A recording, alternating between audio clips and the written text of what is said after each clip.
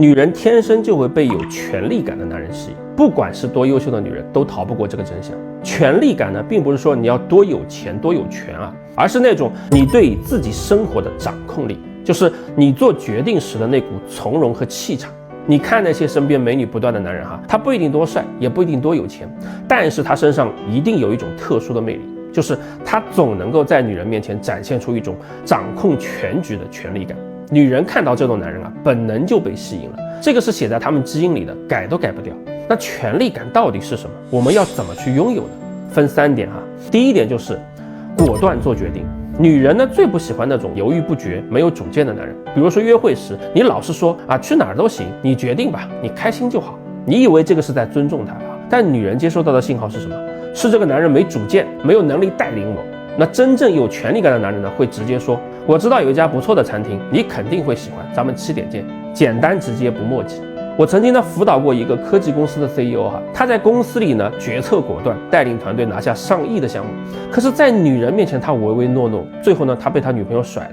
原因也很简单啊，他在恋爱中完全丧失了权力感。那为什么越是事业有成的男人，在感情中呢反而越容易栽跟斗呢？因为他们在工作中强势惯了，反而在感情中呢过度补偿了，过度的去尊重女生了，温柔体贴，甚至放弃决策权，因为他怕被女人说大男子主义，结果反而丢掉了在女人眼里最具有吸引力的权力感和主导能力。这个并不是尊不尊重的问题，而是角色错位的问题。真正的权力感呢，并不是控制它，而是在关系中展现出明确的方向感和决断力。这个恰恰是女人最想在男人身上看到的东西，这个才是高价值男人在感情中需要重新学的核心能力。那权力感的第2层是什么呢？是不被别人影响。你看很多普通男人哈，见到美女就慌，见到领导就点头哈腰的，女人一眼就能看穿你的段位。有权力感的男人呢，面对谁态度都一样，不卑不亢，这种稳定感呢，会让女人觉得特别的踏实。那权力感的第3层，你猜猜是什么？是能带女人呢看她没有见过的风景，体验她没有试过的生活。这个不是钱不钱的问题啊，而是你对资源的掌控能力。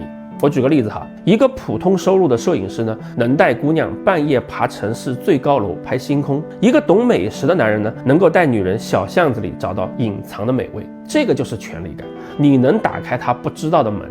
你知道女人最受不了什么吗？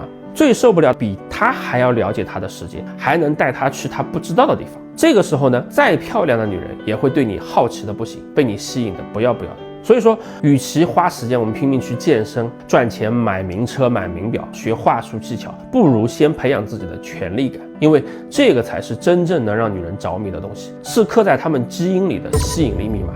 记住哈，女人可以假装被你的钱吸引，但是她假装不了被你的权力感吸引，这个才是男人最真实的吸引力。